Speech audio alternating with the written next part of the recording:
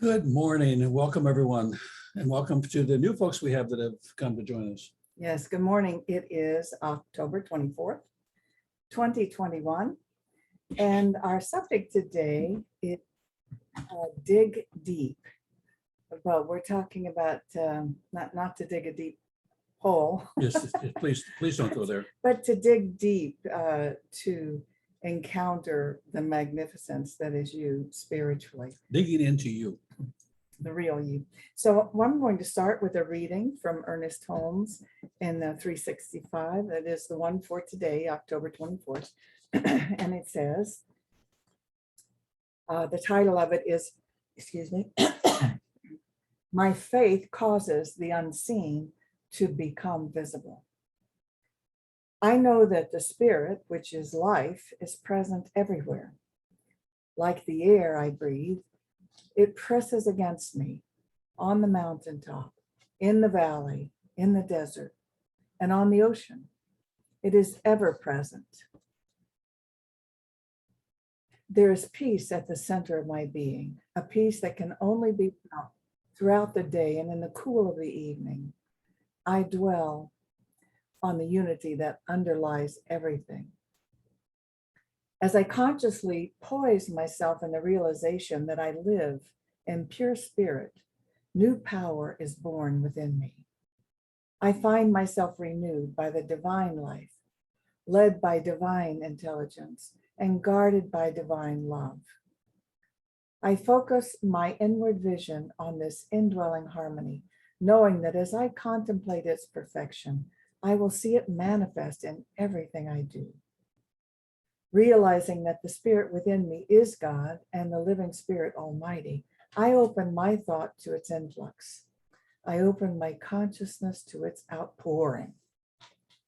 I know and understand that God alone is real. I misspoke. That was, I know and understand that good alone is real. That's the same thing, by the way, good and God. I know that silently I am drawing into my experience every day an ever increasing measure of truth and beauty, of goodness and harmony. Everything I do, say, and think is quickened into right and productive action. My faith causes that which was unseen to become visible. And Beautiful. so it is. Beautiful. And that's really what we're talking about today. When we talk about going deep, we mean going deep to that realization that your innermost self is not only connected to God, but in essence is God, and that it's always seeking to express.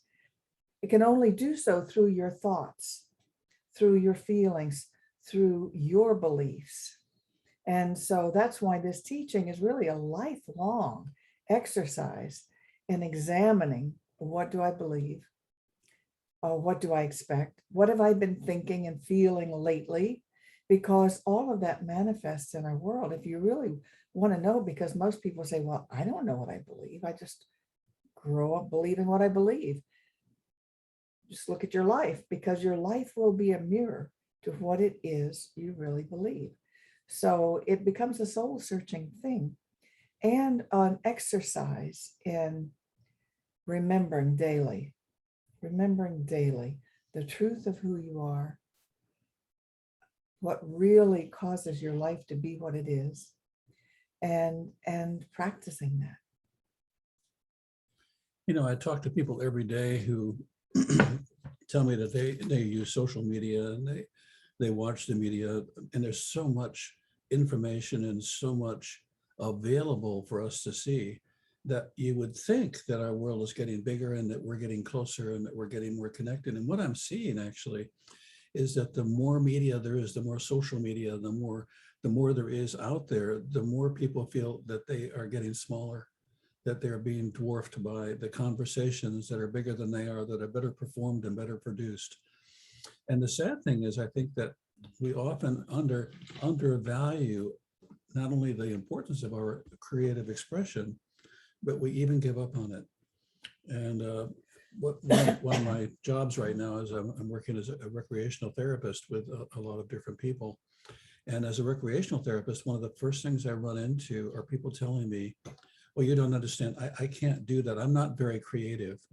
And when your opening statement is, I'm not very creative, what you've actually done is you've closed the door to the possibility of any creative expression. And if then you allow creative expression to be measured by HBO and Showtime and Hollywood and New York, you've got nothing to say. And so if we're not careful, we're dwarfed by all of this material that could inspire and lift us up, but in fact, it separates and makes us small. And I realized that the other day on the way to work. I was driving as I do every day, because it's the only way I can get to work. They won't send a car for me. And so since I have to drive to work on my own, and when I get there, by the way, there's no room for me to lay down and rest for a while if I want to. No nap room? There's no nap room. I mean, I'm just a little disappointed that this place that I work for is not giving me those things. But anyway, I do digress. I'm on the road, and next to me is a big, noisy diesel truck. And every time the light changes, he accelerates and everything around him vibrates, and he tears down the road, and we meet at the next traffic light. And next to me is a Prius, who is, by the way, an ecologically sound person who's been thinking about the ecology for a long time and made that purchase, and was a wise purchase. And then there's another car that is kind of beat up, but the wheels are special and it's been lowered, and the radio is extraordinary. And each of these people are on the same road, doing their desperate best to express some part of themselves that they feel says something about them. And we're all stuck at the 5-minute traffic light. We're all reduced to having to wait. And none of us are going to get ahead. And so I saw this on the road. I thought, my God, we're all struggling at some level, even unconsciously, that we don't know, to say, here I am something, I am somebody. Please don't just recognize me, but join me, be with me, talk to me, connect with me. And what we often do is By blowing a horn? Yeah, well, I do that, and then people get out with baseball bats and stuff like that, because some of them are hostile. But I also, along with it, and you bring up a very good point, what I see with that is a lot more anger, a lot more people on edge, people impatient. And I really think that part of what that's about, it's like sitting in a room where somebody says to you, I'd like to hear what you think, but not yet. I'd like to, not yet. And then you wait and you wait. And what you see is people are starting to boil up. When are you going to ask me not yet. You're important, but not yet. And I think we're living in a world right now where an awful lot of not yet is being spoken. A lot of, you're not that important. A lot of that, I'd like to think I have value, but let me check my FICO score first to see what my credit rating is and see what other people think of me. I mean, when we start looking at our lives being measured by our FICO score, our neighborhood, the car we drive, the clothes we wear, the people we say we know, how small have we become? And that's the trap. It is indeed. And as I was saying, that often we look at our lives and we go, how did this happen to me? I didn't create this. Well, Ernest Holmes says, there is a place in you that is above confusion and fear. If we get quiet long enough and listen deeply enough, we shall hear. And what he means is hear the voice of guidance, hear perhaps an understanding of the what and why. I don't usually get the why. I get the what sometimes. And so I know that a lot of us are going through hard times right now with circumstances, with our family members and other things. And interestingly, we have nothing to do with other people's life experience. They create their own. And so all we can really manage is our own sphere. We can manage our reaction to and how we react to their experience of life, but we cannot change them for the better, for the worse. We don't have the power. All the power, there is huge power within us. And none of that power can be used for another person's life. As a matter of fact, Ernest also says, I believe he's talking about that power when he says, realizing then that while the power is limitless, It must become operative through our own thought. We shall see that what we need is not some greater power, but a greater consciousness, a deeper realization of life, a more sublime concept of being, a more intimate concept of an already indwelling God. And that's for you and for your peace of mind and for your optimism about your own life and circumstances. But you cannot change it for other people. So we just have to realize and find peace in the fact that God lives within your loved ones as well. And even if they're on a journey of pain and suffering right now, that is their experience. And you have to look for, there's a phrase, look for the equivalent benefit. Look for, because even in all tragedy, there is some equivalent benefit or good out of it. So try to look for that. And it can be challenging at times, but even in hard circumstance, for example, a person might be really ill. Well, they're having the experience of being taken care of and being provided for. And maybe that's what they need for balance right now in their own experience of life here on earth. So we have to stay out of judgment. In other words, don't say, oh, ain't it awful? That's terrible. Of course you wish they weren't ill. Of course you wish they weren't suffering, but that's their experience. That's their path. And you cannot judge it or take it away from them. I think it's really, really important for us to bring our aliveness, for us to bring our imagination, for us to bring our compassion, for us to bring our empathy, for us to bring our whole being to every situation, to open the door to the possibility that every situation has good in it.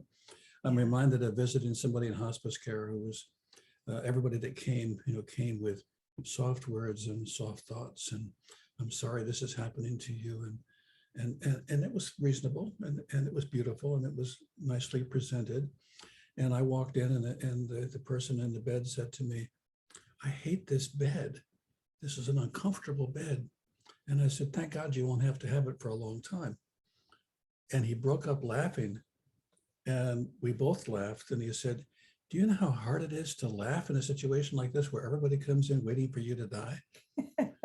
And I said, no, I came in to see what amount of life you have left. And if you got pain, you got life. And that's a good thing. And he laughed again. And we must have spent a half an hour laughing until the nurse came in and said, what's going on here? Don't you know this man is dying? And I said, but he's not dead yet. We have to start acting like we're not dead yet. And I think sometimes we're doing a dress rehearsal for the end times, and we need to be getting dressed up for the good times. And the first way we can dress up is to dress up our consciousness, to dress up who we are inside and say, you know what? I don't care whether this is a prison or a castle, whether this is a vacation or this is a waiting room.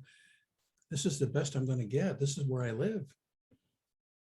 And it's extraordinary when you start bringing you to the occasion, because it's another way of saying wherever you are, you bring the light. And there's already enough darkness to go around. You bring the light. And then what's important is that you allow the light to shine through you. And the way that you do that is you step away from the condition and the circumstance and the situation and say, I'm bringing the light.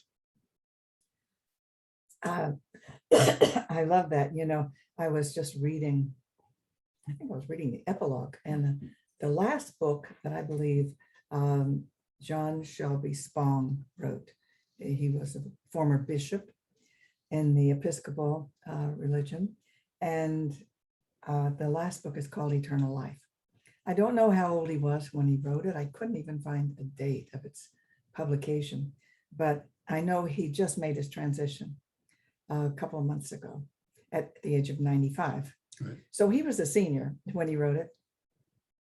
And he was saying about how he because he believes in eternal life, he is welcoming death. Not that he's doing anything to bring it on sooner, but he's looking forward to that next so having lived a very full life.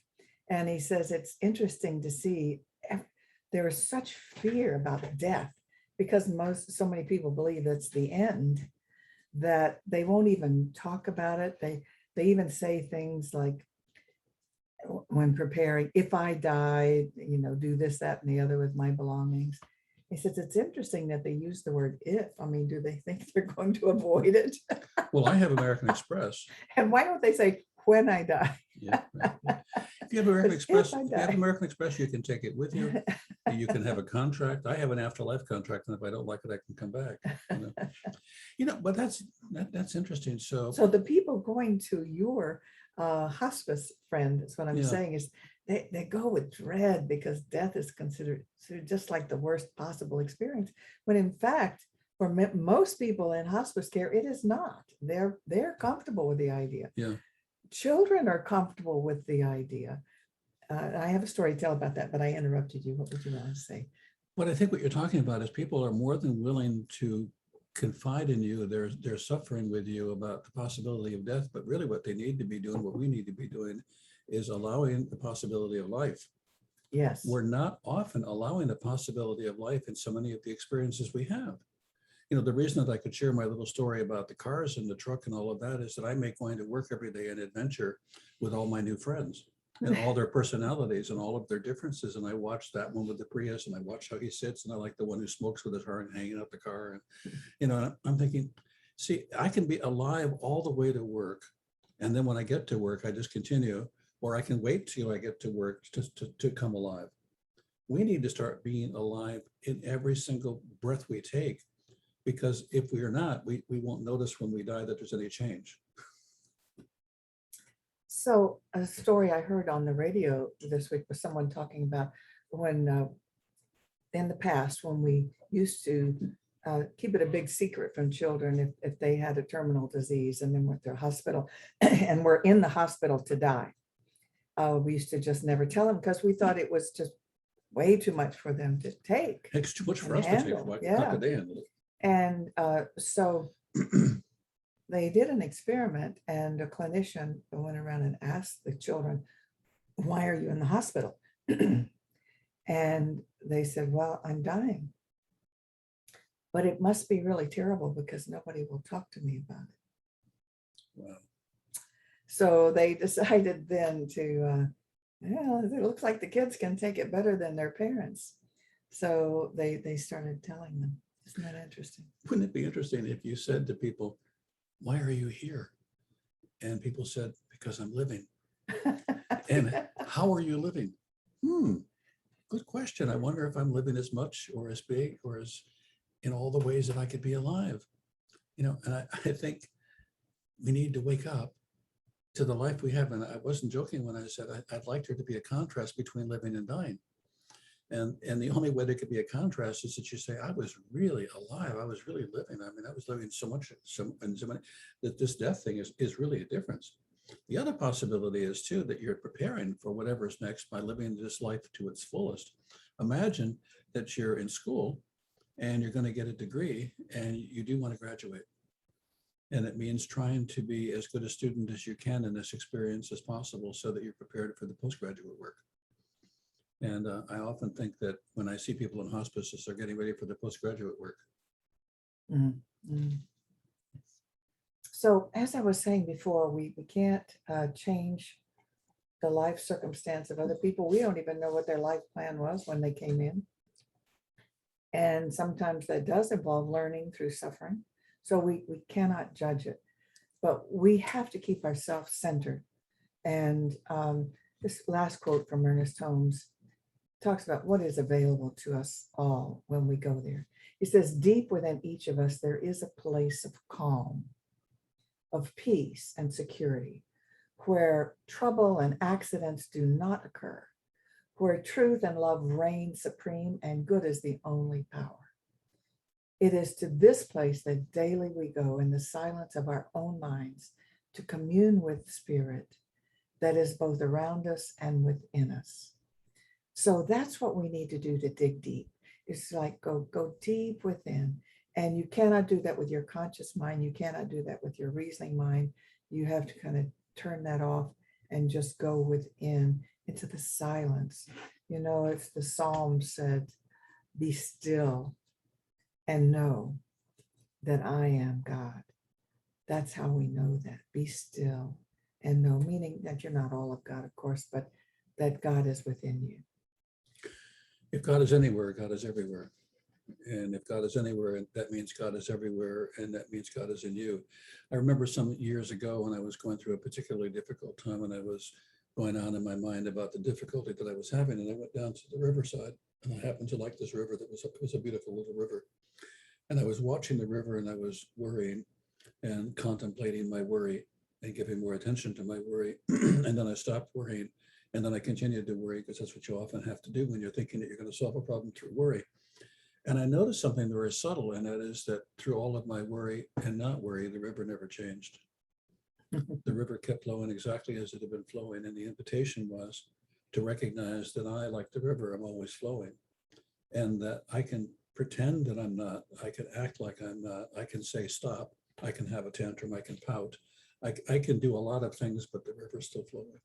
Your life is flowing through you. It's calling you to express your greatest and your most. It's calling on you to laugh and to sing and to express everything that you can possibly express and experience everything you can possibly experience, so that this is a full life experience for you. So I'm inviting you this week, don't hold back. Laugh as loud as you possibly can to match the heart that's laughing. Smile as large as you can smile to manage the smile inside. Do what you can to be all that you can, because this is it. This is where you're going to play. So I just have one thing to add in this, my saying that you can't change things for other people. I mean individuals, because many of you are involved in projects that help others, and that's great, and that's what we all can be doing. I'm not going to should on you, but if you can, great, because we're all in this together, and we want to lift life. Our vision is a world that works for everyone. And so anything we can do to make the world a better place, we need to be doing. I'm reminded of the old starfish story. Yes. The man walking down the beach, throwing the starfish back in the water, and somebody, the beach was full of yeah, starfish. and somebody said, "What are you doing that for? That's stupid." He said, "You're not making any difference as I am to the starfish." That one, I Yeah, just that one. made a difference to that one. Yeah. So, we change the world in a big way, one starfish at a time. Indeed, indeed.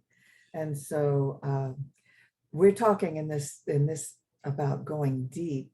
We're going to play a piece of music for you when we close in a minute.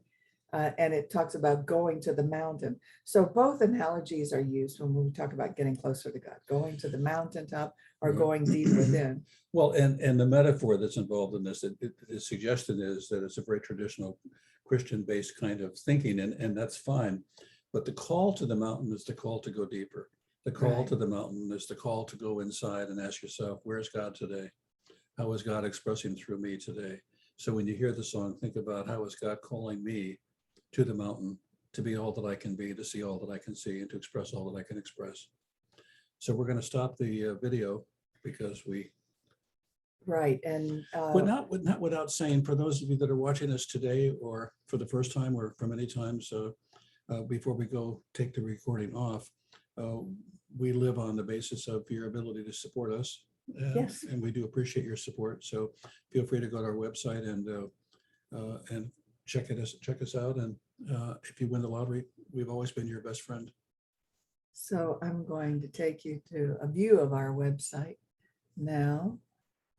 And this is what it looks like in tiny little letters. You might be able to see cslpalmbeaches.org. And right under it, ways to donate. By the way, if you go further down here, there's the address of our Zoom Sundays. And tell people about us. Have them join us. Anybody can click on it. And this is a way to donate. There's a mailing address, there's a credit card, there's an easy tithe. So we appreciate your generosity and we thank you. So now we're going to stop the recording. Yes, now we're going to stop the recording.